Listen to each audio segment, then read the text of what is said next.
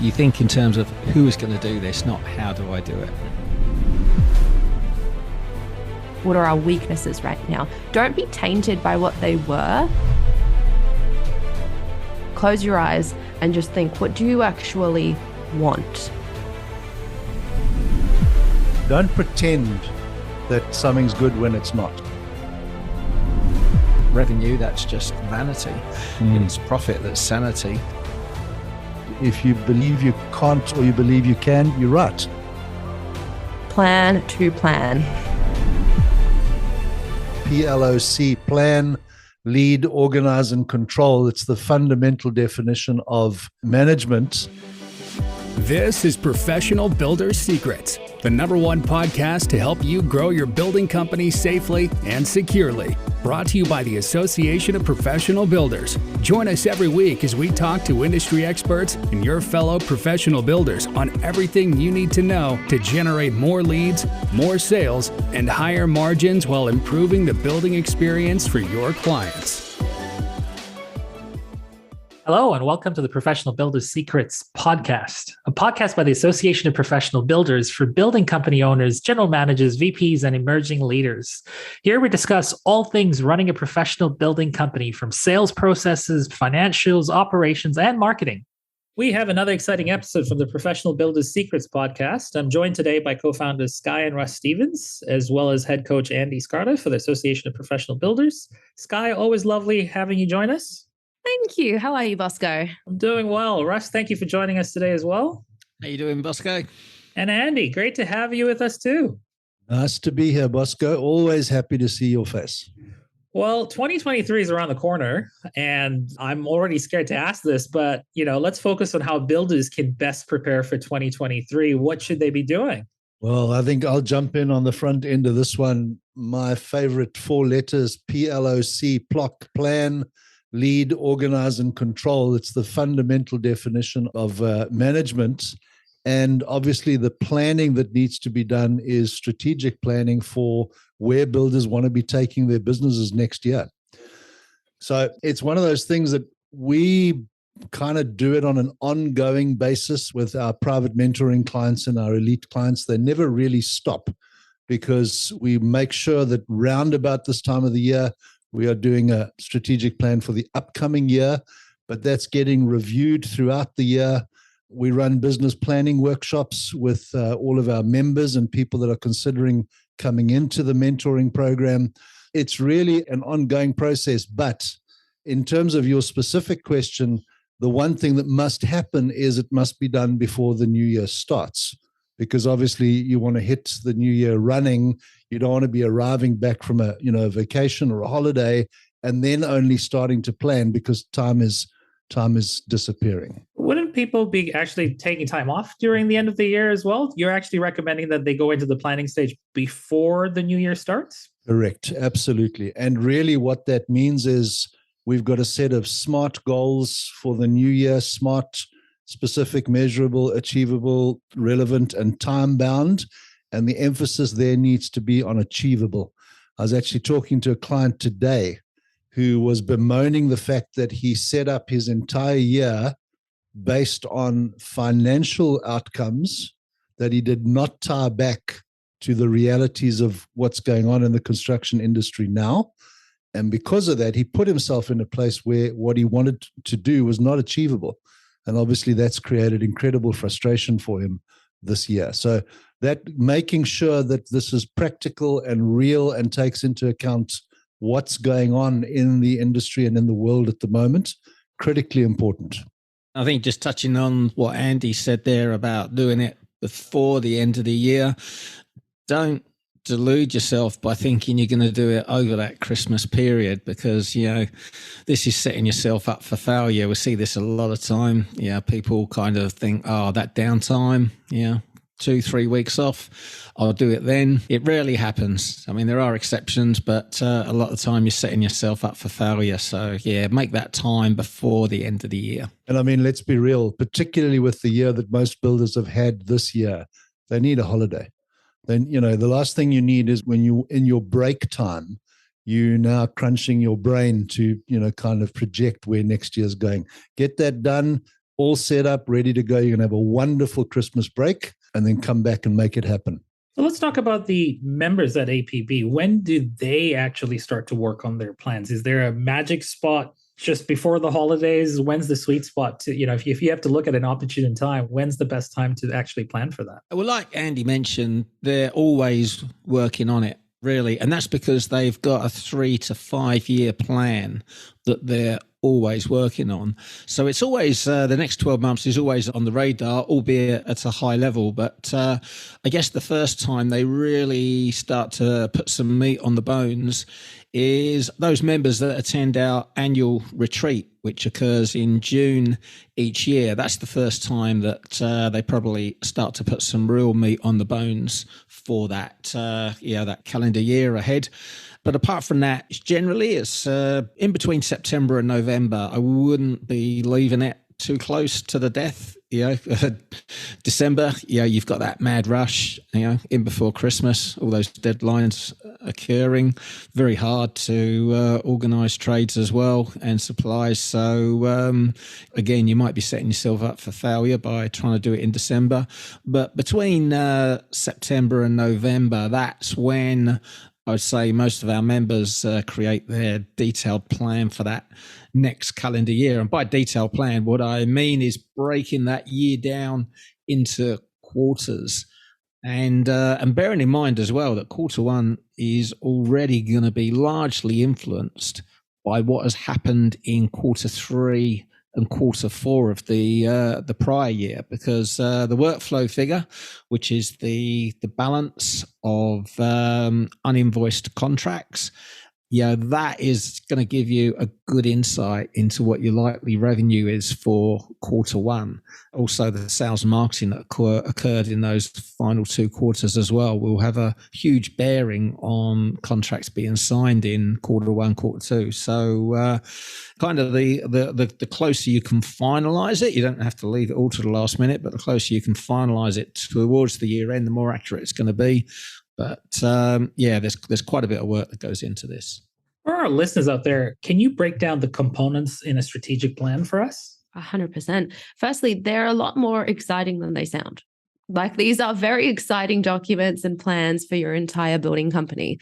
So the way we teach planning and strategic planning is, first of all, forget the detail and forget all of your numbers and close your eyes and just think, what do you actually want? Like, design your perfect building company. What do you want? And then when is that? When, however it looks, how far in the future is that? And that's when we know the picture of what we're wanting. Then you start being more logical. Then you can actually think, okay, what do I want? What does that actually look like? How far away is that? And then let's just start working backwards. And that's honestly all a strategic plan actually is. Once you've done your dreaming, whether it's just you yourself or you and your business partners, whoever's strategically involved in the company, then you just start working backwards with, real numbers. That's when you actually start including your lead indicators, your lag indicators, because you need specificity. So a strategic plan isn't your vision board or anything like lackluster for any numbers, but you need to start with your vision and your goal so that you can put those numbers in place. And the components of a strategic plan, I think Russ just mentioned it. We've got 3 to 5 years. What's going to happen in the next 1 year? And then break it down for the next quarter. It really can be as simple as that. And then you can make it as advanced as you want to be by how much detail you get into. We teach a pretty simple structure so that you can keep it. We teach it on one page. So you can actually always print out a one page. And in your 3 to 5 years, you've got a lot of your lag indicators there. So just for everyone listening, lag indicators take a little bit more time to influence. These are things like revenue, gross profit margin, net profit margin, and cash. Whereas your lead indicators, they're a little bit quicker to move. These are things like total advertising budget, the amount of leads, anything that you can actually influence quicker. And so on your 3 to 5 year plan, you're going to have how big your building company is actually going to be. But you're also going to have about 3 to 5 key initiatives of what needs to be in place for your building company to be of that size. It's probably going to be how big your team is or how many offices you have or whatever. And then you can break it down to, okay, what's my 1 year goal? How am I actually going to get there? And again, you're probably going to have 3 to 5 key initiatives of, what needs to happen in order to get there. And then you break it down into your quarter. And these are a lot more specific numbers because these have to be achieved in the next 90 days. We don't have 3 to 5 years to achieve them. So obviously there is work that goes into it, but it starts off really fun. And by the time you get into the specifics, it's getting more and more exciting because you can see all the puzzle pieces just coming together. How much detail is too much detail in a strategic plan? Well, we always recommend that you stay out of the tactics. So, Sky mentioned some really important words there. Dream. I recommend to all of my clients that they have a glass of wine or a decent gin before they start the dreaming process, just so that they get all of the kind of day-to-day humdrum out of the process. It really is something that you want to be able to visualize clearly in your mind where you want to take your business. And then we always break kind of the things that builders need to do to get there down into 3 primary areas. So rocks, pebbles, and sand. Sand being the day-to-day stuff, the email and the stuff that is going to be there like it or not. The pebbles that support the main things that'll move the needle. And then the rocks are the things that are actually going to move the needle on your business. And we always like to keep strategic planning at rock stage. It's kind of left so that the pebbles and the sand can be discussed with your team to drive engagement. So what you want to be doing as the owner of the building company is to be saying, this is the outcome I'm looking for. That's at the strategic level. And then when you sit down with your team, you are not debating the outcome, but you're actually inviting them into the discussion for them to help you determine how it's going to be done using the people and the tools and the vehicles and now we're into the tactical space. And what that does is if they're part of coming up with that process, you're going to drive a lot more engagement from them because they were part of coming up with it. You didn't tell them how to do it. They told you how they would do it. So in many ways, what you're saying is the vision is where the creative engine starts. And then you basically get the team to collaborate with you to sense check those into actual executable items. Correct. Stephen Covey talks a lot in his book, The 7 Habits of Highly Effective People, about the 2 creations that you first, and I mean, this applies to anything in the world. Somebody first had to visualize a wheel. Okay, there was a caveman, his name was Ooga Booga, and he was sitting looking at the saber-toothed tiger that he just killed, but he was 8 kilometers away from his cave. How's he going to get 190 kilograms of tiger home?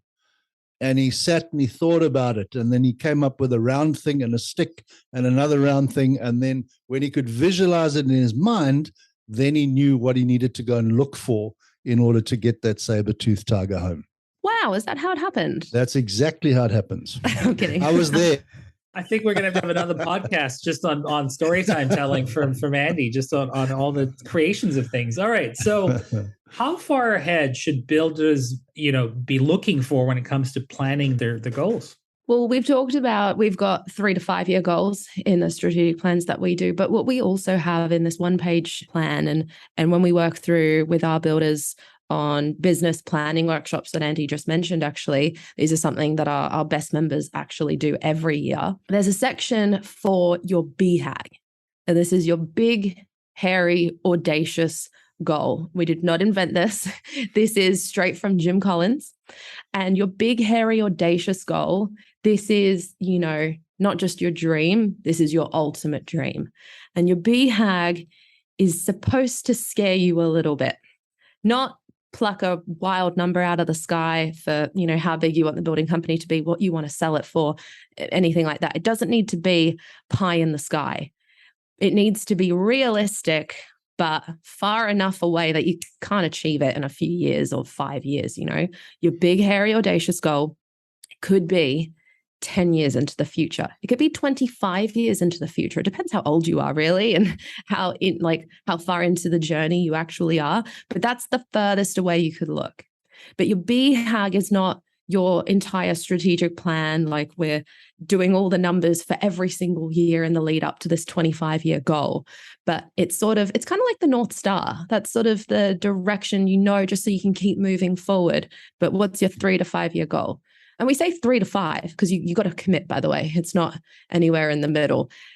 Honestly, and I mean, Andy, you correct me here, but we tend to just pick 3 years because it's a lot easier for people to picture. 3 years into the future is far enough away that you can achieve some massive things, but it's close enough that it's around the corner. Yeah, and I mean, without a doubt, you don't want to go too far. And I think COVID has taught us that. None of us 3 years ago believed we would be in the situation we have been for the last 3 years. So the problem, the BHAG, as Sky has mentioned, is wonderful because it is taking you further out.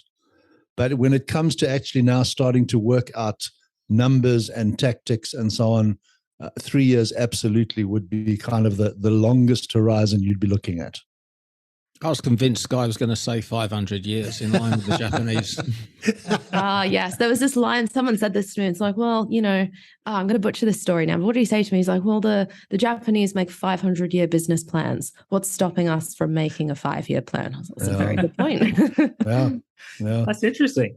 When you think about, planning, is there a difference between forecasting and planning? I've always been curious about this. Well, a forecast is a prediction of future events. And planning, that is an articulation of how a company intends to respond to that forecast. So really a business plan, it starts with the numbers, which is the forecast, but then you put meat on the bone by developing the strategies that are going to enable the business to reach and exceed that forecast. So if you're looking to grow, then think about what strategies are you going to need to put into place? How are you going to scale up your lead generation? Will you need more resources to service this increased revenue? In which case, what's the recruitment process?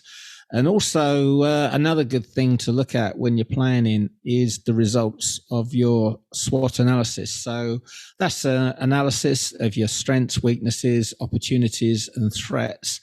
And what gets uncovered there drives a lot of the planning, because obviously you want to cover off your weaknesses. At the same time, you want to be taking advantage of the opportunities that you've identified. And when you talk about strategies, are they the same as the tactics, or are these two different things when it comes to the strategies and tactics? They're two different things. So a strategy to generate the leads that's going to help you increase demand, which could be a strategy to, increase profit margins or increase revenue. But that strategy could be obviously increase advertising on social media, for instance, Facebook. But then you go into the actual tactics. That's when you're getting granular. How you actually going to achieve that? You're going to want a content marketing strategy combined with a lead generation strategy, and then the actual tactics of doing that. Which really the tactics are going to be done by your team. Really, this is high level planning. That is really a great example of putting the meat on the bone, because the strategy is the skeleton, and then the meat on the bone, using Russ's example, would be who exactly in the organization, which human resource is going to do what in order to create that content or run that ad campaign. It literally becomes putting the names and the places and the tools that are going to be used and the software and that. Yeah, which reminds me of a great saying to keep in mind, I think, when you're going through this process, and that is who, not how. Yeah. So you think in terms of who is going to do this, not how do I do it. You talked a little bit about workshops. You work with builders on their strategic action plans as well. You also just talked about SWOT analysis as well. Is there a reason why you encourage builders to do a SWOT analysis? And take me through the process of the quarterly strategic planning. It's kind of the first step, because we always like to work on confirming where we are now. If you think about what Sky said earlier, we're thinking about where you want to end up. We're thinking about your BHAG. BHAG. But we need to know where we are today so that we know where we're starting that journey. And the SWOT analysis does that for us. And it sounds very corporate-y, but in reality, SWOT stands for strengths, weaknesses, opportunities, and threats. And we always break that down into the two fundamentals. Strengths and weaknesses are internal. They are things that you can physically control because they're part of your business. Opportunities and threats are external. You have no control over them, but they are going to affect your business one way or the other. Now, strangely enough, what we find, and this happens a lot in our business planning workshops, which is often the first time that a coach gets to work with one of our builders, they battle with strengths. Now you would think that would be the easiest one of the lot. But funnily enough, the weaknesses, when we say to a builder, tell me about your weaknesses, they can rattle those off very, very easily. But there's almost I don't want to say it's a shyness, but it's, that's where we have to prompt. We literally have to say to people, you've been in business for how long? And they say 15 years. And you say, so that means you've got, and then there's this deathly silence and the gears move and eventually they get to experience, and systems and those kind of things. So it starts there. What have we got? What have we got to work with now in our favor? What's working against us now that we can control? So there's strengths and weaknesses. And then when we go externally, you've now got to look at what can we use to help us exceed our plan versus what's going to stop us achieving our plan. And it's really one of those things where what we want builders to be is honest with themselves. Don't put your head in the sand. You've literally got to be really straightforward on what are we good at? What are we not good at? What do we know is going to hurt us? And in the current climate, pretty much you can look at it and go price increases, lack of availability of trades, those kind of things. Those are external threats that you can do very little about, but they could have a marked impact on your plan for the future, and therefore they must be taken into account before you get into the numbers. You know what the trick is, though? If when you sit down and do your your strategic business plan, and we keep calling them quarterly strategic plans because this is, I suppose, what they're called to us at APB. But just to put that into context, yes, you're planning out 3 years, 1 year, and then the next quarter. So you got your 1 year plan and you're actually reviewing it each quarter. That's why it's quarterly strategic planning. But the trick is when you kick off your quarterly strategic plan and you do the SWOT analysis that Andy was just talking through, do not look at last quarter's SWOT, because this is where it gets so interesting. You got to always go in with zero-based thinking. It's a blank canvas, and ask yourself, what are my building company's strengths right now? What are our weaknesses right now? Don't be tainted by what they were, because what's so interesting, always save these strategic plans that you do, because in 1 year and even 2 years, you'll have 4 and then 8 of these to look back on. And it's so fascinating to see what your weaknesses were, because you've turned them into strengths by now. Or, like the opportunities, because you've now capitalized on them. That's so fast. Always save your plans. They're so interesting. And when you think about this, it sounds like you've got to be really honest with yourself as well when you're analyzing this, because it's a moment of reflection. I guess the question is, how honest do you want builders to be with their responses? Totally.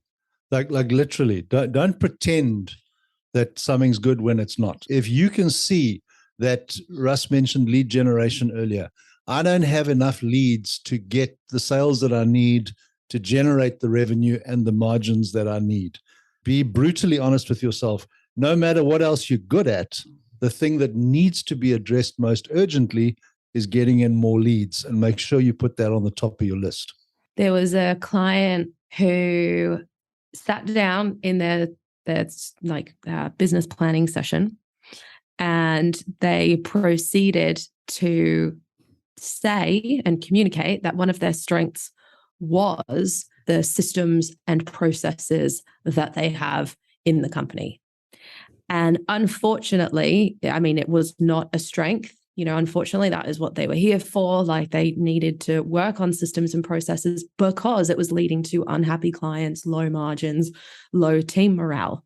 But they were so adamant on putting that as a strength, it actually made the rest of the strategic plan completely worthless, because you're doing it based off of rubbish information, and you have to make these plans so you can share the direction with your team. You're the leader, and you then share it with your team so you can all row in the same direction. But when they start seeing that and they know that's not true, the rest of your plan's rubbish. Why would they follow it? You don't know what you're talking about. How long should businesses be planning sessions like this? And how long should it take typically to go through this process? Well, I think a lot of it can depend on the prep that you put in before the actual planning session. It can be done in half a day with prep, but really, I guess when you add it all together, you're probably realistically committing a full day, per quarter, and maybe even a bit longer when you're doing the annual and looking at the full year ahead. There's actually a business planning workshop that we run for builders online in very small groups. There's no more than 4 building companies attending these online planning, and they go into a lot of depth, not just taking into account the numbers and what needs to be done on each individual company, but actually drilling into their marketing messaging, the whole lot. So that in itself is a full day workshop, and there's a bit more work for the guys to do beforehand and after as well. And that's something that they really need to do every year. It's not like a set and forget. These workshops aren't something you just attend once and you've ticked a box. It really is something every professional building company needs to attend every year. So there's a lot of prep that can go into these things in terms of developing some ideas, so you come to a meeting prepared. But it's about the numbers, because if you're tweaking your numbers in terms of the forecast, then that can have a bit of an impact, and you find yourself working down the numbers and then revising because your resources need to change in line with the revenue. So I guess to make a bit of sense of that, when we are tweaking the numbers, we always start with the end in mind, which is the net profit. Yes, it doesn't really matter about how much revenue you want to generate in the next 12 months. How much net profit do you want to generate? That's what really matters. Revenue, that's just vanity. It's profit that's sanity. And if we want to double the net profit in the next 12 months, then we've got a hard dollar figure there. So think realistically in terms of your net profit margin. What did we do last year? What can we realistically get to in the 12 months ahead? And then once we understand that, we can kind of start building out our forecast in terms of the numbers, because we'll understand exactly what we need to do in terms of revenue to achieve that. We'll then understand what we need to have in place in terms of our fixed expenses, and we can really start to build this out all the way through up into the lead indicators, into, how many prelims and concepts do we need to sign, and how many opportunities have we got to create, how many marketing qualified leads have we got to generate, and then we know exactly how much we need to spend on advertising, because we know what it costs to acquire a marketing qualified lead. So we simply times that by the number we need to generate. We've got our advertising budget. A quick slip down the forecast, check in our fixed expenses. Do we have that budgeted for? So there's a little kind of bit of fiddling that a lot of that can, or a large part of it can certainly be done beforehand. Sorry, just before you try and duck away, because there's a gold nugget gleaming in the middle of that. Revenue is vanity, profit is sanity. Is that what you said? Yeah, that was taught awesome. to me. Yeah, that's a T-shirt. I'm sorry, maybe even a tattoo. That's before really I got my first business. I remember going into this wholesaler, very successful guy he was. Yeah. He used to strut around his warehouse with a big cigar coming out his mouth, and I remember him always going on that revenue is vanity, profit is sanity, and that's how he justified having a smaller business than one of his competitors. But he always reckoned that he had the better business. Well, I mean, I worked with a client recently, the last couple of weeks, where we looked at the impact of increasing his margin versus the impact of increasing his revenue. And the bottom line was you can actually achieve double the outcome with half the work. And if you put the focus in the right place. This is the fun bit that Sky was talking about, I think. Yeah, because this is fun, especially if you love numbers, doing those little what-if scenarios. Let's just, maybe instead of 6% net profit, how about if we could get to 6.5% net? What would that do? Because what we're doing is we're dropping down the revenue that we got to achieve now. It's... it's beyond exciting this time. Yeah, and I think if there's anybody out there listening to this that isn't a numbers person, that's also okay, because what we're really saying is there will be somebody in your team that is. You've got a bookkeeper, you've got an accountant.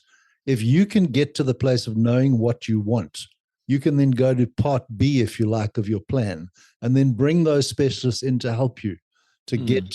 When you say to somebody, "I want X out of the business," they'll be able to help you unravel the number side of that. And I think a lot of the time we hear from some builders that they think maybe they're not good with numbers, but really they are a lot better with numbers than they realize. I mean, especially every builder is all across their estimates. They're doing some quite complex estimating there. If they can do that, they can really do this. This is quite simple by comparison, to be honest. And I mean, we've mentioned it a couple of times. If there are members listening and you haven't yet done a business planning workshop, chat to your member success coach, because we run them pretty much once a week, every week, somewhere in the world. And as Russ mentioned, we limit them to 4 builders per group maximum. And we always try and make sure that people that are similar are on the same process. And literally an executive business coach will walk you through the process step by step by step and get your first one done that way. And once you've been through it once a year will be enough to keep the process going. It's a good point, actually, because if you've never done one of these before, what a better way than to have an executive coach guide you through it. And if you have done them before, this is where so many builders get so much value. If you do your planning quite regularly and you do these every year, what a better opportunity than to have a third party review it and challenge you on every one of your goals. Think bigger. Why this? Why that? Is it realistic? Is it possible? Who's going to do it? That's so valuable. Well, and the big thing there, Sky, is do it. Because, one of the sad things we see so often is some people are really, really good at planning, and they end up with that target indicator of ready, aim, aim, aim. They never pull the trigger, so like doing it even once a year with a coach puts you in a place where the coach will say to you, all right, so here was last year's plan. How much of this did you get done? And that could then show you some areas that need some work. Gosh, you've reminded me of one of my favorite books, Ready, Fire, Aim. Forget the aim, ready, fire, aim. Because you're already running the company. Exactly. You already got some plans in your head, and this is the opportunity to step back and now you can re-aim. I love it. And I've got a question here. This has been hitting my mind because you've talked a lot about, aiming higher and being aggressive and being competitive with your goals as well. And this is a hard question to ask, but do builders suffer with imposter syndrome? Do they have this glass ceiling typically that they have to break in your experience? Obviously, you're all surrounded by so many builders out there, but is that something that your coaches have to sort of change the mindset at? The emphatic yes. I think I've shared on a previous episode, if I have, forgive me, but we've just had a recent wonderful experience of a client who joined the private mentoring program in absolute disbelief. He said, what you guys are telling me is possible is completely impossible. You've been smoking something exotic. You need to stop it, but I'm prepared to give it a go. And it took him just to prove you wrong. Just to prove that it's impossible, I'll show you. And 4 months later, he literally has achieved every one of those numbers that he thought was impossible. So absolutely, there's a lot of mindset, in this. I think Henry Ford said, if you believe you can't or you believe you can, you're right. That's extremely good point, because that client who said, I'm going to prove you that it can't be done, it's actually quite lucky that he achieved it, because it's very difficult if you go in with the mindset that you can't do that. So there was that little glimmer of belief. Clearly, I love it. And we've recently talked about the different levels, in previous episodes as well, and some of the things that you incorporate through these levels. Can the levels be incorporated into the planning as well, as far as aiming for the next level? Or is there a parallel mesh between the levels and then also part of the planning when your members work with your coaches? Well, I think we mentioned in that episode the fact that the levels are designed to help a builder get to what we call professional status, in which case everything that would come up in a strategic plan will be affected by one of those levels. So absolutely, it wouldn't necessarily be, although we do have some builders that say to us in the process, I want to move from level 4 to level 5 in the next year, in which case we'll help them, make that one of the rocks that I mentioned earlier, and we'll make that a particular focus to get to whatever that next category is over the 12-month period. But the beauty of those levels, Bosco, let's not forget, is that they all have a practical outworking. They're either focused on making the business more efficient or making the business more profitable, which is the fundamental reason for doing a strategic plan in the first place. So it dovetails very, very nicely in terms of combining the two. So for the builders listening out there, how can they best plan their planning sessions? Are there any best practices or golden gems as far as where to do it and how to do it? The end of the day, it's probably one of the first things to get bumped when you're busy. Like the second Russ said, half a day to a full day.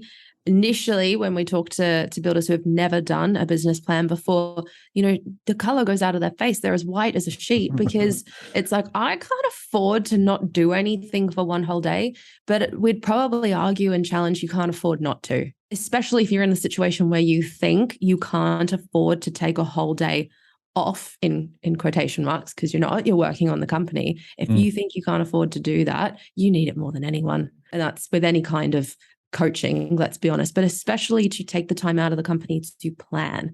And that's going to be the key. You need to put it in your calendar. You need to, in advance, you need to plan for your planning session. How ironic, but put it in your calendar, invite who else is going to be there. They need to be the important decision makers, the leaders of the company. Typically, let's be honest, the builders listening to this podcast, it's going to be you as the owner of the company and your other half, if they're running the company with you, maybe your business partner, maybe you got 2 business partners, but it's just going to be you guys doing this planning session. And the best thing you can do, if it's in your calendars, it's in there in advance, so it's blocked out. Don't squeeze in meetings in between, before or after. Leave it so it's that whole day. Set the agenda, have a proper structure, work to a plan. This is where our members have an advantage. We've got a whole action plan that they get to move through. But probably the best tip we could give you is actually go off-site.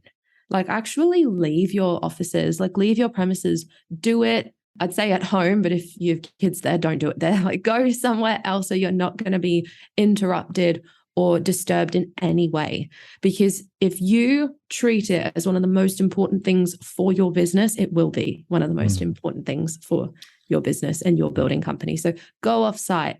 If that's just not possible for whatever reason or excuse we end up giving, whatever room or boardroom in your offices that you do end up doing it, put a do not disturb on there. If you do go off-site, let your team know that you're away and it's a do not disturb. I shouldn't be called unless the world is burning down. You need to be that clear so that you're not fielding calls and getting interrupted. It's so important. It needs your full attention, full concentration, so you can make that plan. And it's actually why it takes so long. It's what Russ and Andy were talking about just before. You have your dream. You need to put into detail, what does it take? What do you need to do? And then what Russ was mentioning before with the forecast, you're having that dance. You're going back and forth. Is it realistic? Do I need to change this number? So that's why it takes some time. If you get interruptions, that concentration is breaking. It's not going to work out so well. So yeah, plan to plan. I've got a question about backup plans. Should we have a backup plan in this world where we're living through with so much uncertainty as well? So we've talked about how these plans can, you can get budgets, forecasting. A lot of these things can come from these business plans as well. But in a world of uncertainty, should we factor in the uncertainty? Well, it's part of why SWOT is not SWA. It's part of why it's got the ta on the end, because we need to take a realistic look at threats. that's a practical thing that we look at. One of the things that amazes some people when I run a SWOT analysis with them at the moment, and my prophecies are starting to come true, is I'll put low interest rates as an opportunity and a threat, simply because I'm looking at the fact that if they're low now, where are they going to go in the next year or 3 years? It's that kind of having a healthy awareness of the things that could stop you achieving what it is that you're planning. I think also, to chime in on that one, a professional building company is stable enough that it takes care of its own plan B. So in our episode about the professional builder levels, when we talked about that level, I need to remember this now, I think it's level 8 of the professional builder levels, about having at least 3 months of your fixed expenses as working capital, but the goal is to get to 12. There's your plan B. You're taking care of yourself. It's also another reason that we have our members get booked out 12 to 18 months in advance. Like you are taken care of, like you're not running pillar to post. You don't have to be so reactive by anything that could happen. I think it's important to plan for success, but to budget for failure. I think if you can always do your planning with that in mind, make sure you've got the budget numbers that can deal with not actually hitting those that optimism. And not only that, I mean, as a concept, we always are conservative on revenue and heavy on expenditure. That's just a fundamental process that we apply in this sort of thing. So again, there's no rose-tinted spectacles in this. This is gritty, and this kind of discussion some people can kind of look at this and go, this is too corporate for me. No, it's not too corporate for you. It's been stolen to some degree in the corporate world, but any business that wants to be growing and prospering, this is an absolute necessity. Sky was talking about it's the first thing that gets bumped. I was on a mastermind session recently with probably 50 of our top builders. And I asked them this simple question: would you go onto one of your clients' sites and renovate or extend their home without a set of plans? And there was this global gasp as the air left the room. Like, no, how would we'd never think of doing that. Well, why would you do that with your business then? Because that's essentially what you're doing. Every year that you want to grow, you're extending your business, aren't you? Now, if you wouldn't build a home for a client without a plan, why would you consider extending your business without a plan?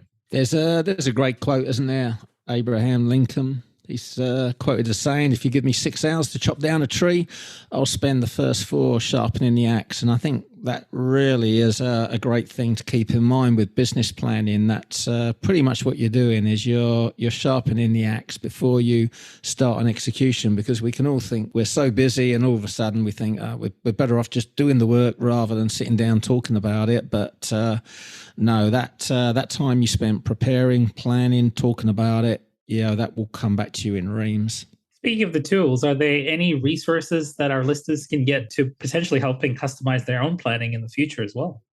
Tons. As usual, I think you've stolen, and I heard you do this on an episode recently, and I'm going to rebuke you publicly for it now. You've stolen Sky's Netflix for builders, which is the reality. I mean, we refer to our training portal as that, but there's in-depth training in there, and Russ regularly and constantly is putting out articles on how to do this. So, our resource page, our website would be a good place to start. You know me, I'm the barefaced one out of the trio.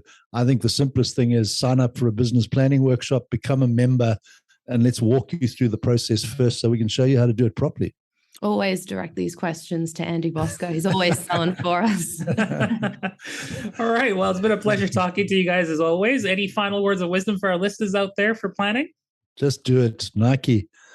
Just do it. That's exactly what I was going to say. Just do it. Get it done. All right. Well, thank you so much for your time today and the energy. And as always, pleasure talking to you again. Same to you. Bosco. Thanks, Bosco. Cheers, Bosco. Thank you for listening. Remember to subscribe to Professional Builder Secrets on your favorite podcast platform and leave a review. To learn more about how the systems at the Association of Professional Builders can help you grow your building company, visit associationofprofessionalbuilders.com. See you next time.